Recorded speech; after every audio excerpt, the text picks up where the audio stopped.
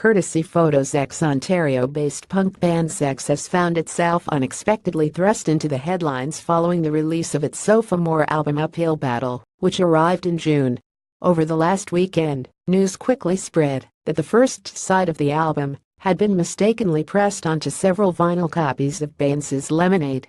Days later, on Monday, September 18, it was revealed that the band's label, Magic Bullet Records, had dropped the outfit due to sexual assault allegations against guitarist Joe Capitaliside.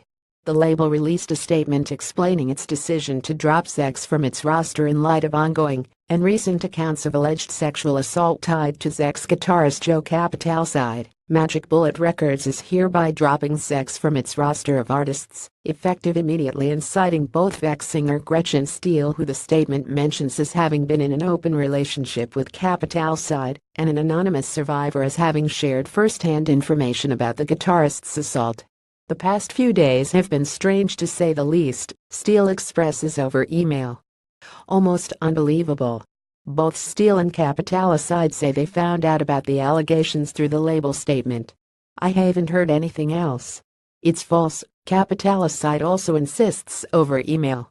As for the accidental vinyl pressing, Zex first found out about it through a friend who works at London's Rough Trade after a customer brought a copy back.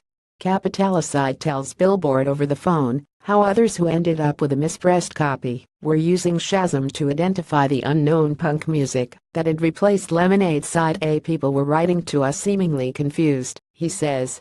Some band's fans have even written to us saying, "Hey, I figured out it was you guys, and now I went back to the record store and bought your record."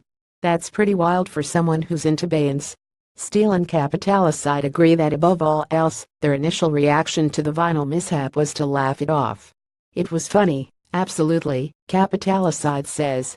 "I am pretty big into record collecting, so I'm aware that kind of thing does happen, but the odds of being paired with essentially the biggest pop star in the world right now is something." Capitaliside says that, because he's so out of the loop, he had never even heard Beyonce's music. "I knew the name, and Gretchen is a fan, but I had only heard the album a few days ago." Gretchen confirms by adding, "Beyonce's a strong, powerful woman with a lot of attitude, what's not to love?" Media attention aside, Capitaliside offers, "It'd be nice if people would actually take a moment to go past the novelty and have a look at the music and what we've got to say."